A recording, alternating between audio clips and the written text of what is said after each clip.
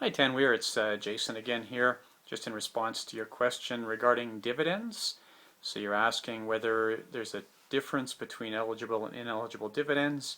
There are some differences that you should be aware of, although this is not a heavily tested concept for exam purposes. So ineligible dividends, yes, are paid out by a Canadian-controlled private corporation. You've got that exactly right. And they are taxed favorably, but they're not taxed quite as favorably as dividends paid out by a publicly traded company, which are what we call eligible dividends. Eligible dividends are taxed for a highest income earner at about half the rate of ordinary income.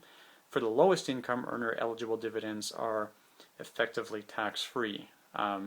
For ineligible dividends, they would be taxed at about 2/3 the rate of ordinary income for the highest taxpayer, depending on the province, and they would be taxed at a very low rate for the lowest income earners. There are some other things that you should be aware of with respect to dividends. Obviously, the favorable taxation is the most important thing, and for exam purposes, that's what you're probably most likely to see.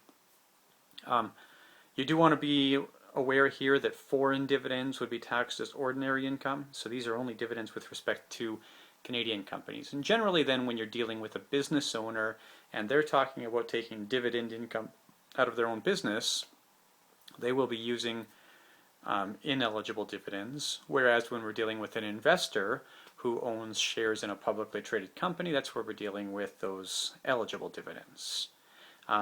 You should be aware of the difference then between stock dividends, what we're looking at here, and policy dividends, which you'll see in Module 8. Those policy dividends, of course, would be paid out as a result of ownership of a participating whole life policy. They are quite a bit different than stock dividends.